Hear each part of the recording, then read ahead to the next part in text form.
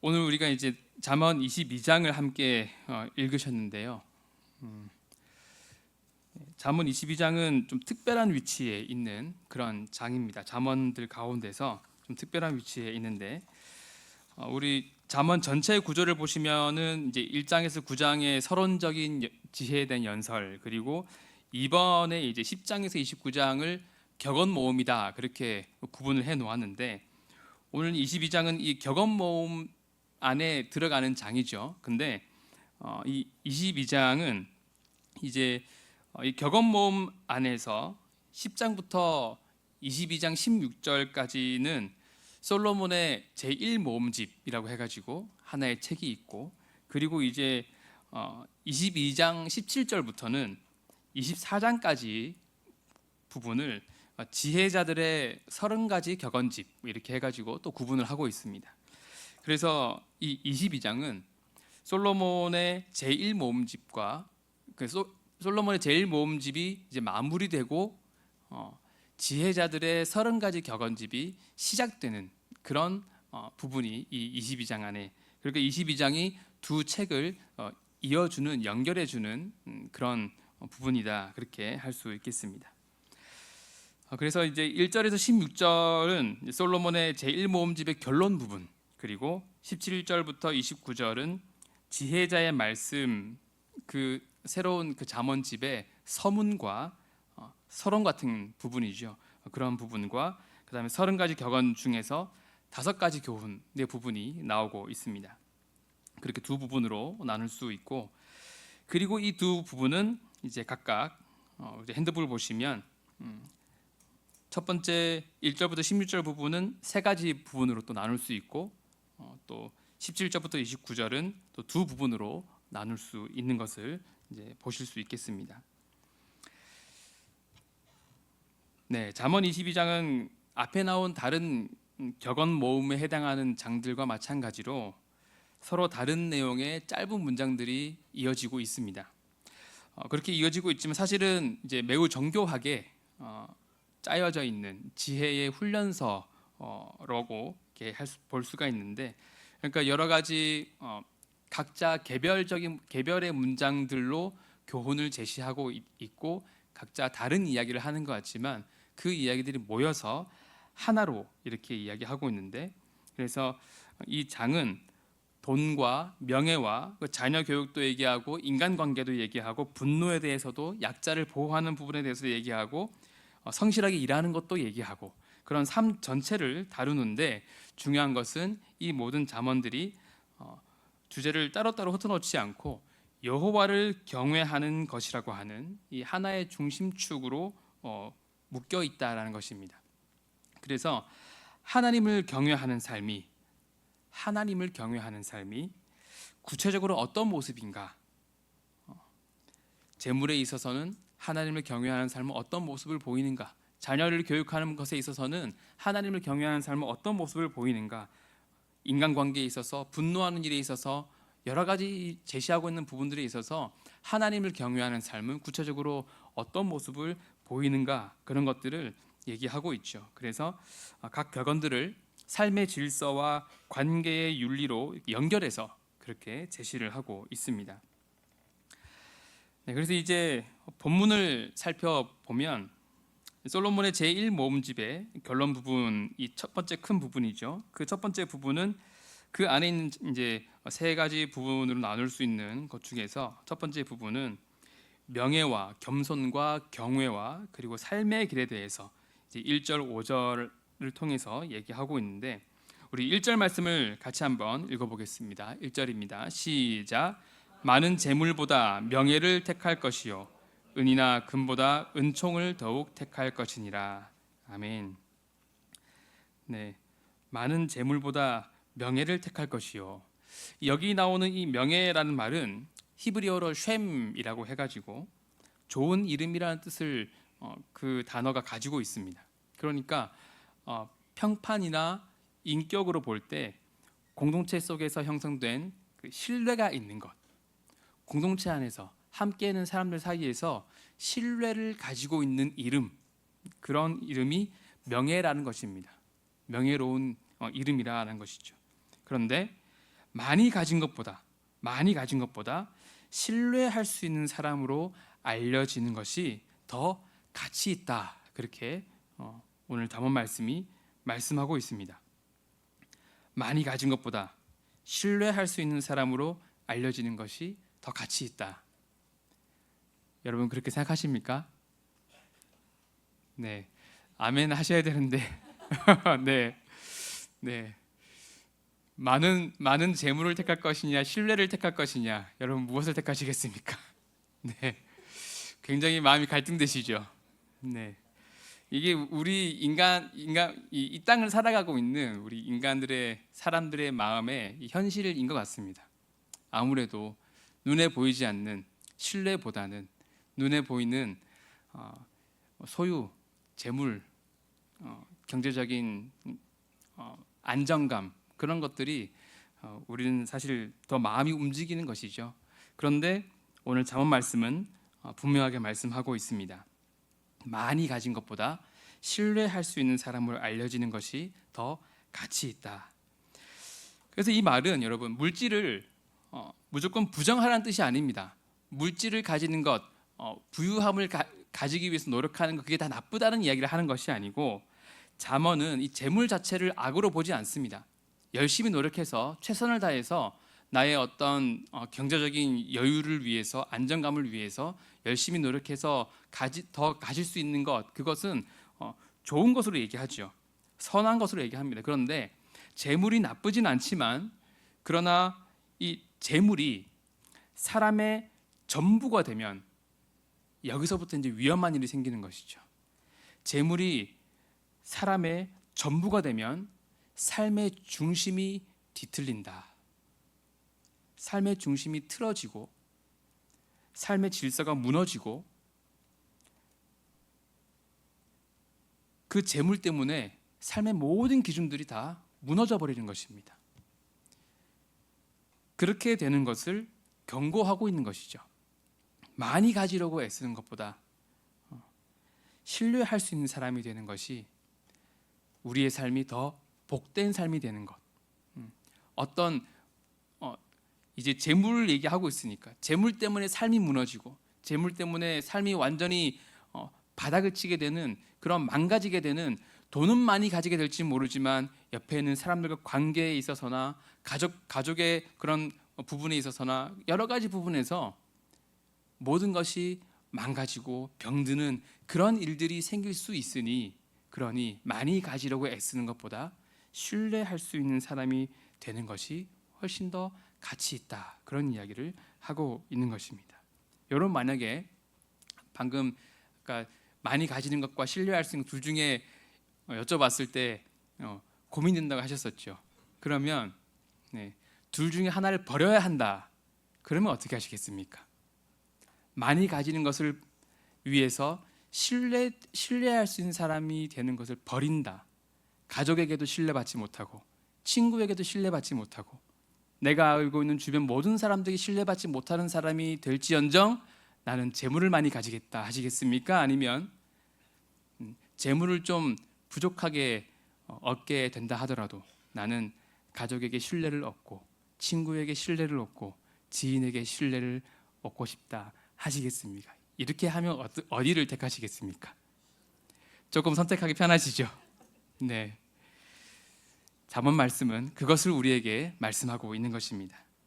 여러분은 다 지혜로운 사람인 줄 믿습니다. 아멘. 그래서 여러분 잠언이 말하는 이 성공의 기준은 소유의 크기, 무엇을 얼마나 많이 가졌느냐가 아니라 어떤 사람으로 알려져 있느냐를 말하고 있습니다. 그러니까 그의 인격은 신뢰할 수 있는 인격이냐 하는 것이 더 중요하다는 것입니다. 다음 2절도 같이 한번 읽어보겠습니다. 2절입니다. 시작. 가난한 자와 부한 자가 함께 살거니와 그 모두를 지으신 이는 여호와시니라. 아멘.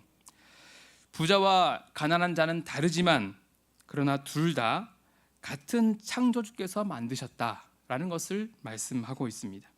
부자도 하나님이 창조하셨고 가난한 자도 하나님이 창조하셨다는 것은 여러분 부자에게나 가난한 자에게나 하나님은 다르지 않은 어떤 창조주? 보편적인 창조주이시다.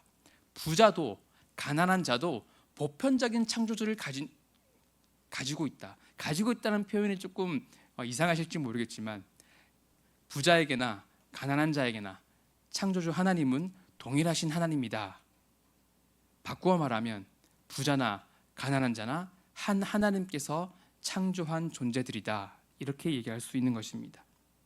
경제적 지위와 상관없이 동일한 하나님께서 지으셨기 때문에 이 땅에서 빈부격차는 있을 수 있지만 그것을 부정하지 않습니다. 잠언은 빈부격차는 있을 수 있지만 그러나 그 사람의 존엄의 차이는 있을 수 없다라는 것을 말하고 있는 것이죠. 빈부의 격차는 차이는 있을 수 있지만 어떤 사람은 귀하고 어떤 사람은 덜 귀하고 어떤 사람은 소중하고 어떤 사람은 덜 소중하고 그렇게 나눌 수 없다라는 것을 말씀하고 있는 거예요. 왜 그렇습니까? 모두가 하나님께서 창조하신 존재들이기 때문입니다. 그래서 교회 안에서도 사회 안에서도 가난한 사람을 낮게 보고 부자를 높이는 태도, 그런 모습이 혹시 있다면 그것은 성경적이지 않고 약자를 대하는 방식이 아니다. 성경적인 약자를 대하는 방식이 아니다. 그래서 약한 자를 어떻게 대하느냐, 그런 모습이, 그 태도가 바로 조물주 하나님을 어떻게 대하느냐 하는 것을 말해준다라는 것을 우리가 알 수 있는 것입니다. 그러니까 우리 주변에 약해 보이시는 분들, 좀 사람들에게 대우받기 힘든 분들, 그런 분들을 우리가 어떻게 대하는가, 그것이 곧 우리가 하나님을 어떻게 대하는가를 볼 수 있는 그런 태도이다, 그런 말씀을 하고 있는 것입니다. 그 다음 나오는 4절은 잠언 22장의 중심 문장 가운데 하나인데 우리 4절도 같이 한번 읽어보겠습니다. 4절입니다. 시작. 겸손과 여호와를 경외함의 보상은 재물과 영광과 생명이니라. 아멘. 여기 나오는 이 겸손은 여러분 다 아시겠지만 자기 비하를 말하는 것이 아닙니다. 무조건 자신을 낮추고 아무것도 할 수 없는 존재처럼 그렇게 얘기하는 것이 아니다라는 것이죠. 하나님이 하나님 되시고 내가 피조물이라는 것을 받아들이는 태도가 바로 겸손입니다. 어떤 자리에서든지 어떤 상황에서든지 어떤 환경에서든지 어떤 사람과 함께 있든지 나는 하나님 앞에서 피조물이다라는 것을 기억하는 것, 그것이 겸손이라는 것이죠.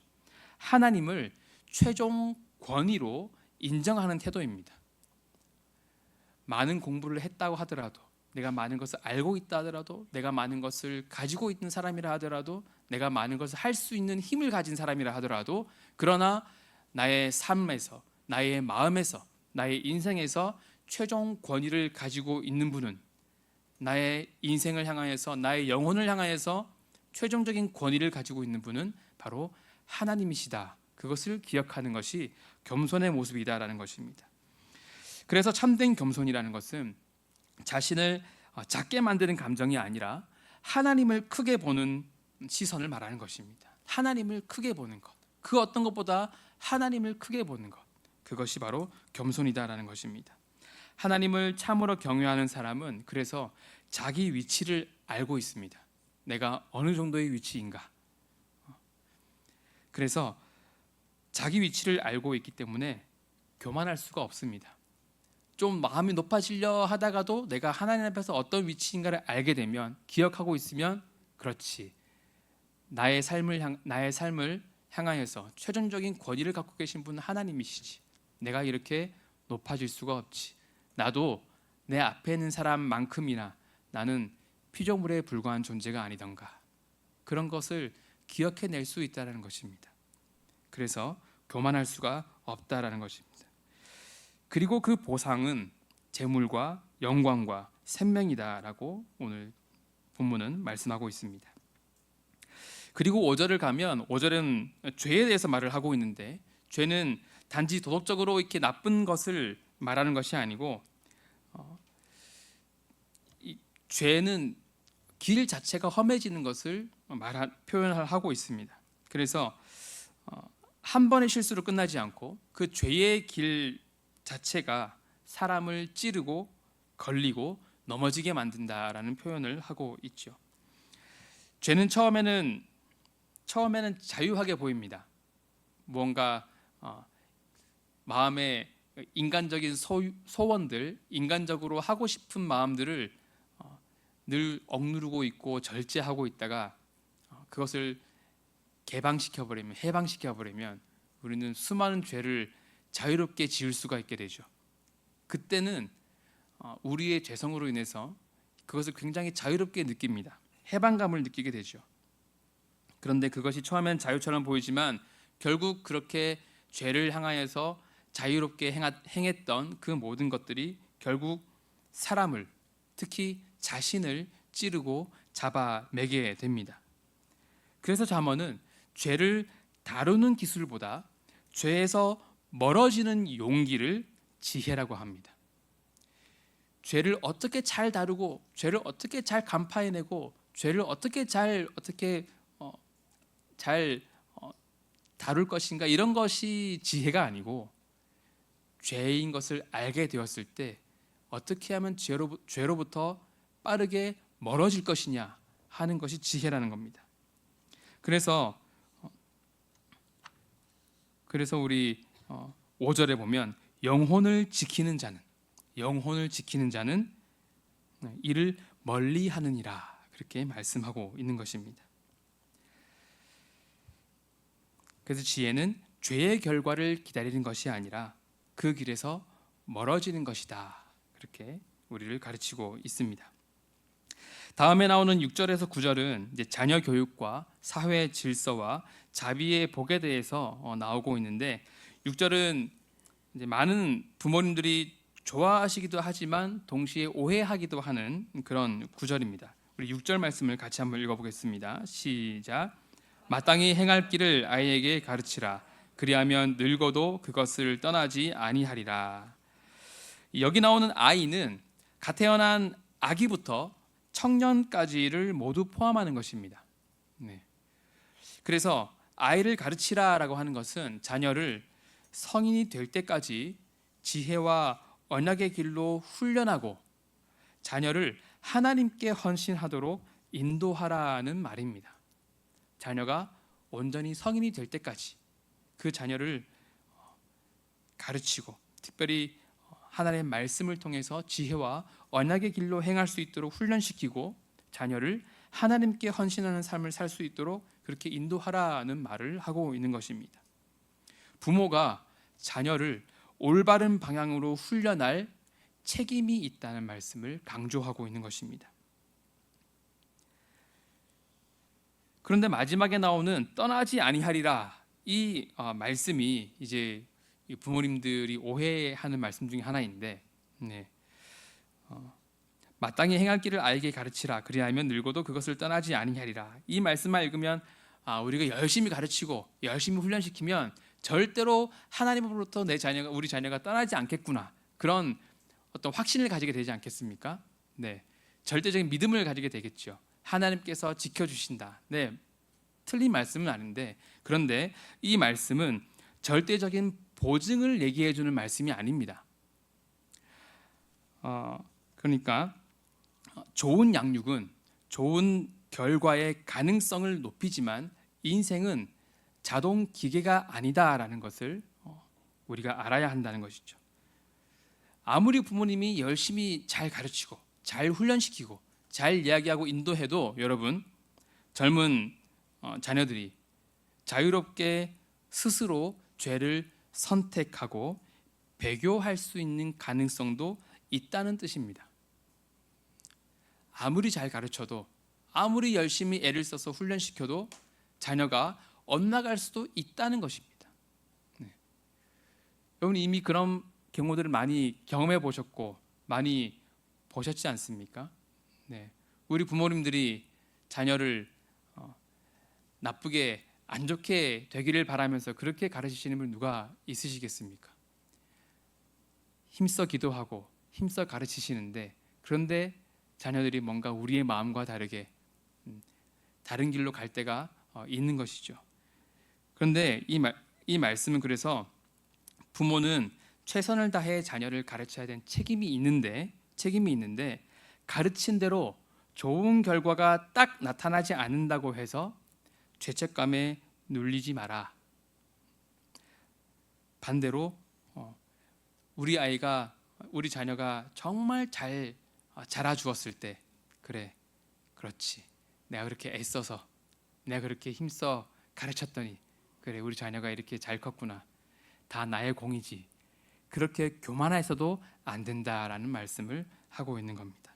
다만 부모로서 책임을 다하는, 해야 할 일을 하라는 말씀을 하고 있습니다.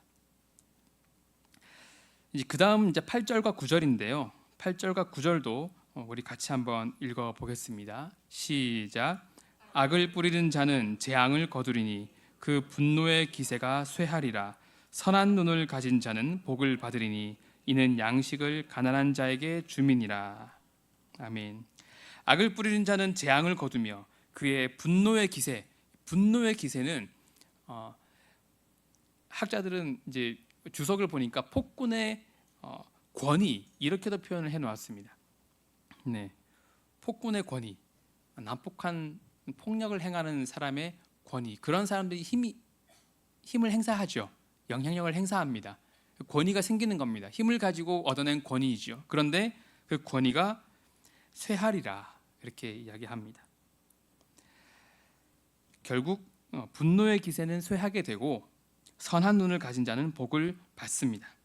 여기서 이 선한 눈은 관대함을 이야기하는 것인데, 관대한 사람은 마음이 너그러워서 자신의 것을 가난한 자에게 아낌없이 나눕니다. 그래서 이 8절에서 9절은 악을 뿌리면 재앙을 거두고 선한 눈은 복을 받는, 씻는 대로 거두는 도덕 질서를 말하고 있고, 이것은 조금 약간 다른데 보상에 대한 이야기가 아닙니다. 그러니까 선하게 행동하면, 자비를 베풀면 그에 대해서 하나님께서 갚아주신다는 얘기를 하는 것이 아니고, 그게 아니고 세상이 하나님에 의해서 이미 윤리적으로 선한 사람은 복을 받고 악한 자에게는 재앙이 가게 되는 그러한 윤리적인 시스템이 이미 조직되어 있다라는 것을 말씀하고 있는 것입니다. 하나님께서 이미 사람들의 마음을 통해서 세상을 그렇게 만들어 놓으셨다라는 것입니다. 그래서 이제 1절에서 9절을 요약해 보면, 재물보다 명예를 귀히 여기고 창조주 하나님 앞에서 겸손과 자녀 교육과 그리고 관대한 마음을 실천해야 한다는 것을 가르치고 있습니다. 이제 뒤로 넘어가 보시면 두 번째 부분은 10절에서 16절인데, 사악한 자를 멀리하고 마음을 정결케 하라는 내용이 나오고 있습니다. 10절에는 거만한 자에 대해서 말하는데, 거만한 자가 공동체 안에 있으면 다툼이 난다. 그래서 이 거만한 자는 자신을 향한 비판에 방어적이고, 그래서 다툼을 선택하기 때문에 자신에게 대해서 어떤 약간 좀 듣기 싫은, 조금 불편한 말을 들었을 때 그 말을 통해서 자신을 돌아보는 것이 아니고, 그 말을 들었을 때 방어하고 오히려 상대방을 공격하는 선택을 한다는 것이죠. 그래서 다툼이 일어난다는 것입니다. 그렇게 다툼을 만들어내는 그런 선택을 하기 때문에 공동체의 화평을 위해서 멀리해야 한다라고 가르치고 있습니다. 다음 나오는 11절은 마음에 대해서 말을 하고 있는데, 정결은 내면의 인성이 바른 방향을 향하는 것이기 때문에, 그래서 덕으로 나타나게 되는데, 이 덕은 어떻게 나타나는가? 은혜로운 말을 통해서 나타나게 됩니다. 우리 핸드북에 보시면 덕 옆에 괄호가 넓게 있는데, 그 괄호 안에 은혜로운 말이라고 넣으시면 되겠습니다. 덕스러운 모습으로 나타나는데 그것이 은혜로운 말을 하는 모습으로 나타난다는 것입니다. 그 결과 왕과도 어울리게 된다. 그래서 여러분, 마음이 먼저고 말이 뒤에 있는 것입니다. 정결한 마음이 있을 때 덕스러운 은혜로운 말이 나오게 된다라는 것이죠. 말만 다듬는다고 사람이 바뀌지 않습니다. 마음이 정결해야 말이 바뀐다는 것을 가르치고 있는 것입니다. 12절을 보면 12절은 여호와의 눈은 지혜를 추구하는 지식 있는 자를 지키시지만 믿음 없는 사악한 자의 말은 패하게 하신다라고 말씀하고 있는데, 말의 영역도 결국 하나님의 통치 아래에 있다는 말입니다. 말의 영역도 결국 하나님의 통치 아래에 있다. 그래서 여러분, 지혜는 인간이 학습하는 것이지만, 배워가는 것이지만, 그 학습한 것이, 그 배운 것이 헛되지 않도록 지키시는 분은 지혜가 지혜되도록 우리 안에 남아있게 하시고 우리를 지혜로운 사람으로 지켜주시는 것은 하나님이시다라는 것을 말씀하고 있습니다. 그것을 여러분 기억하시길 바랍니다. 그 다음 나온 13절과 14절은 풍자와 경고인데, 우리 13절 14절 말씀을 같이 읽어보겠습니다. 시작.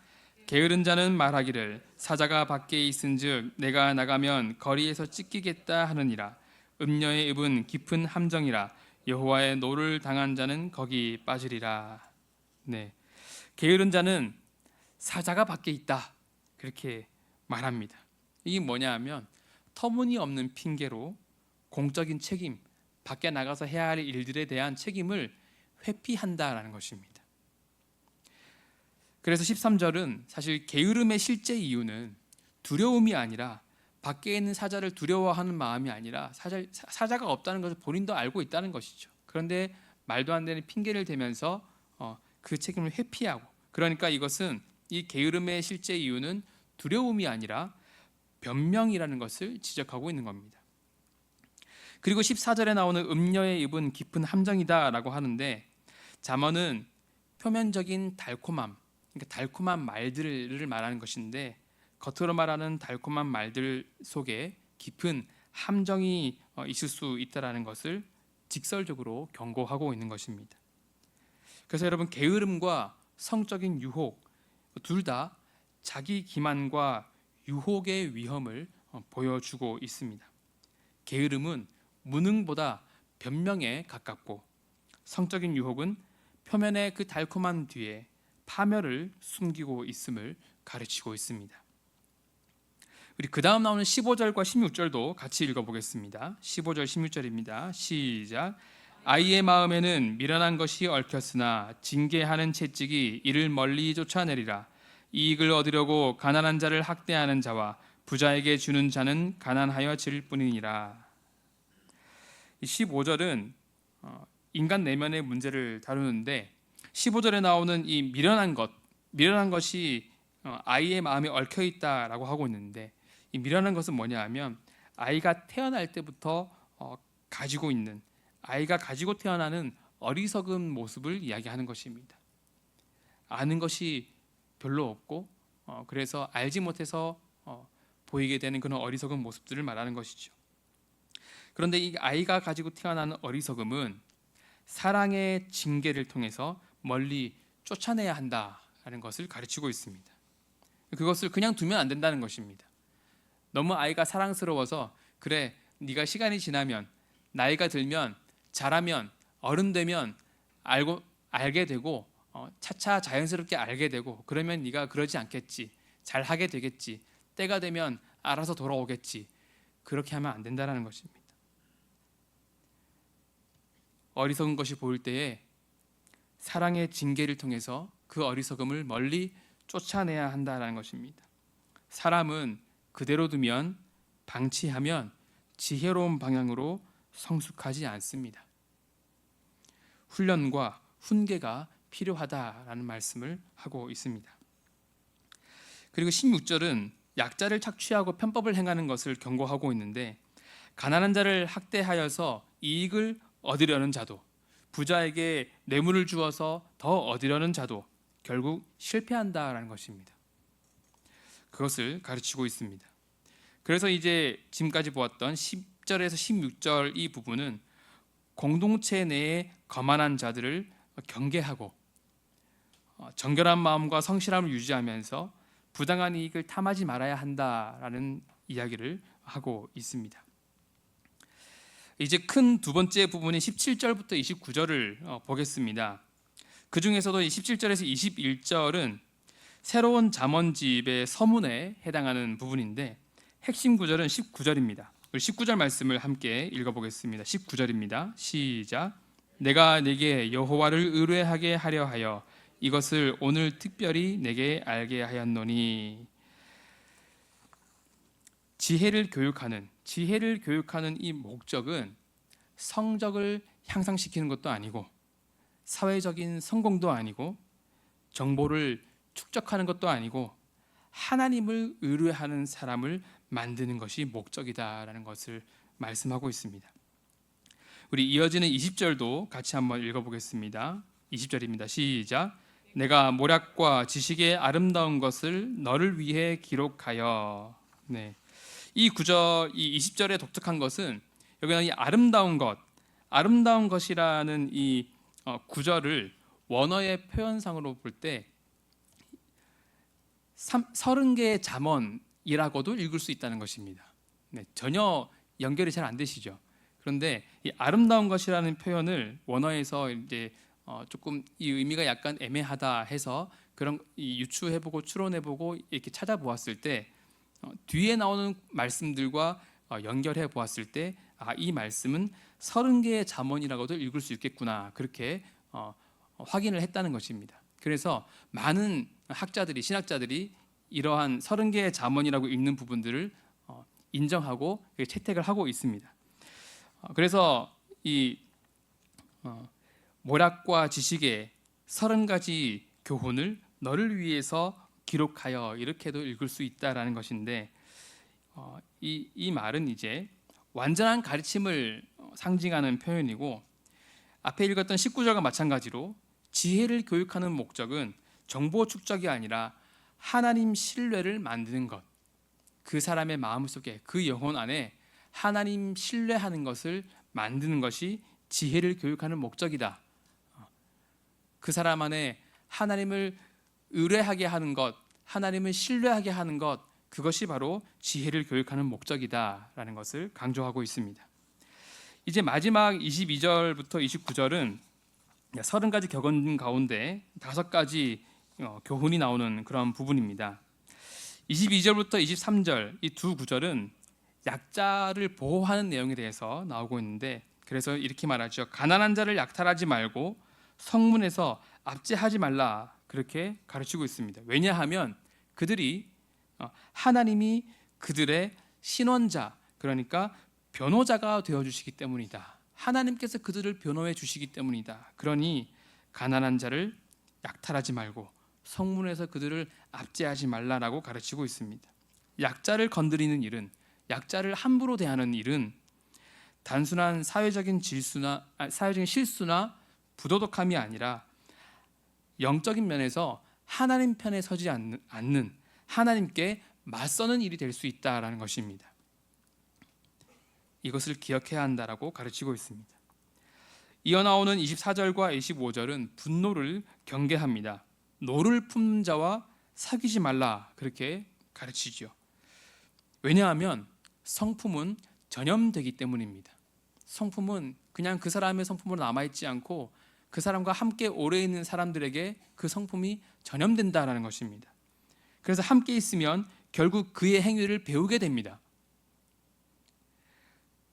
그래서 사람은 누구와 오래 있느냐가 결국 어떤 사람이 되느냐를 좌우하기도 한다는 것입니다. 그래서 여러분, 우리 아이들 양육을 하실 때 좋은 친구를 사귀게 하려고 노력 많이 하시지 않습니까? 어떤 친구를 사귀냐에 따라서 그 아이들의 성장 과정이 많이 달라지죠. 마찬가지로 모든 사람들이 다 누구와 오래 있느냐, 어떤 사람과 함께 오래 지내느냐가 그 사람이 어떻게 성장하고 어떻게 자라가느냐를 또 좌우하기도 한다는 것입니다. 그래서 특별히 공동체는 감정의 파도에 휩쓸리는 사람에게, 조금 좀 문학적으로 표현이 되어 있는데, 쉽게 말하면 감정적으로 너무 예민한 사람, 감정적으로 너무 쉽게 욱하고 쉽게 분노를 발하고, 그래서 자그마한 일에도 화를 잘 내는, 쉽게 내고 크게 내는 사람, 그런 사람들과 오래 함께 있으면 상처를 입는 사람들이 많아진다라는 이야기를 하고 있는 것입니다. 그래서 여러분, 특별히 우리 공동체를 위해서 분노의 마음을 빼앗기기 쉬우신, 감정이 분노에 휩쓸리기 쉬우신 그런 모습이 있는 사람이 있다면 열심히 함께 기도해 주시길 바랍니다. 이 사람이 분노에 휩쓸리지 않도록. 만약 자신이 그러하시다면 내가 내 안에 일어나는 이 분노의 마음들을 잘 다스릴 수 있도록, 그래서 공동체에 상처를 주지 않도록 저를 붙들어 주십시오. 그렇게 기도하시기를 바랍니다. 26절과 27절은 보증의 위험을 말하고 있습니다. 사랑으로 보이는 선택도 지혜 없이 하면, 무슨 말인가 하면 저 사람이 너무 안쓰러워 보여서, 저 사람이 얼마가 부족해서, 돈 얼마가 없어서 너무 불쌍해 보이는 것이죠. 너무 힘들어 보이니까 내가 저 사람의 도움이 되어줘야겠다, 그렇게 하는 사랑의 선택을 이야기하는 것입니다. 그런데 사랑으로 보이는 선택도 지혜 없이 하면 자신과 가족을 위험에 빠뜨릴 수 있다는 것을 경고하고 있습니다. 그래서 성경은 무책임한 호의를 절대 칭찬하지 않습니다. 호의를 베풀 때 무책임한 호의, 그러니까 자신이 그저 마음이 너무 애달아서 그래서 호의를 베푸는 그 호의로 인해서 그게 사실은 내 옆에 있는 사람과 가족을 힘들게 할 수 있을 만큼의 그런 과한 그런 호의였다. 그러한 호의를 결코 칭찬하지 않는다라는 것입니다. 오히려 지혜로운 책임을 요구합니다. 지혜는 분별을 버리는 것이 아니라 분별 안에서 사랑하는 것임을 우리에게 가르치고 있습니다. 그 다음 나오는 28절은 옛 지계석을 옮기지 말라, 본문에 그렇게 적혀 있는데, 이 지계석은 물려받은 땅의 경계표를 말하는 것입니다. 그러니까 이스라엘 백성으로 말한다면 분배받은 땅들이 있지 않습니까? 지파별로 그 분배받은 땅을 표시하는, 경계선을 표시하는 그런 표를 말하는 것인데, 이게 그냥 땅 문제를 말하는 것이 아니라 상속과 정의의 문제를 말하는 것입니다. 그래서 이스라엘에게 땅이라는 것은 하나님께서 분배해 주신 선물의 개념이 있는 것인데, 하나님께서 가나안 땅을 정복하게 하셨고, 그렇게 정복한 땅을 각 지파에게 하나님께서 분배해 주신 것이지 않습니까? 하나님의 선물이라는 개념이 있습니다. 그런데 이것을 침해하는, 약자의 상속권을 침해하여서 자기 것으로 슬쩍 바꾸는 행위를 말하는 것입니다. 경계석이 있는데, 표시가 있는데 슬쩍 나한테 조금 더 멀리로 이렇게 내 땅이 더 넓어지는 방향으로 슬쩍 옮겨놓는 걸 말하는 것이죠. 근데 누구한테 그렇게 하겠습니까? 만만한 사람한테 그렇게 하는 것이죠. 약한 사람한테 그렇게 하는 것입니다. 그렇게 해놓고 쉽게 말하면 우기는 거죠. 원래부터 내 땅이었다, 이렇게 우기는 겁니다. 근데 그게 그냥 슬쩍 그냥 자그마한 행동처럼 보일 수 있겠으나 하나님은 그런 부정함을 결코 가볍게 보지 않으신다라는 것을 말씀하고 있습니다. 마지막 29절은 자기 일에 능숙한 사람은 왕 앞에 설 것이다라는 말을 하는데, 그러니까 성실과 숙련은 하나님께서 사용하시는 통로라는 것입니다. 성실함과 숙련된 모습, 열심히 갈고 닦아서 숙련된 모습이 되는 것도 하나님께서 사용하시는 통로가 된다라는 것입니다. 그래서 여러분, 신앙생활이라는 것은 내가 할 일을 하나님께 미루는 자세가 아닙니다. 오히려 성실하게 일하게 만드는 힘이 있는 것이죠. 그래서 잠언은 기적주의가 아니라, 기적만 바라고 아무것도 하지 않는 그런 모습을 말하는 것이 아니고, 훈련된 성실성을 오히려 높이 평가합니다. 훈련된 성실성. 그래서 여러분, 이 마지막 부분도 정리를 해본다면, 지혜로운 사람이 되기 위해서는 사회적 약자를 존중하고 감정을 다스리며 정직한 경제활동과 전문성을 통해서 하나님과 사람 앞에 바로 서야 한다라고 가르치고 있습니다. 결국 여러분, 이 잠언 22장은 우리에게 이렇게 묻습니다. 나는 어떤 사람인가? 어떤 말을 하는가? 누구를 돕는가? 무엇을 두려워하는가? 어떻게 일하고 있는가? 이 질문들에 대한 대답이 곧 지혜다라는 것입니다. 그래서 잠언 22장은 하나님을 경외하는 사람이 삶의 각 영역에서 어떤 질서를 형성해야 하는지를 가르치고 있습니다. 명예는 재물보다 중요하고, 자녀는 훈련되어야 하며, 가난한 자는 보호되어야 하고, 분노는 멀리해야 하며, 빚과 편법은 경계되어야 하고, 성실은 결국 사람을 드러낸다라는 것입니다. 그래서 개인의 도덕보다 더 넓게 하나님의 창조 질서와 언약 백성들의 삶의 방식을 보여주고 가르치고 있는 것이 이 잠언 22장이다라는 것입니다. 하나님을 경외하는 사람은 삶이 다르게 나타난다고, 그 다름이, 그 다른 삶의 모습이 바로 지혜다라고 말하고 있는 것입니다. 이 지혜의 가르침들이 우리 마음에 잘 새겨져서 삶의 모든 영역에서 언약 백성의 삶을 살면서 하나님의 질서를 세워가시는 저 여러분들이 되시기를 간절히 바랍니다. 아멘.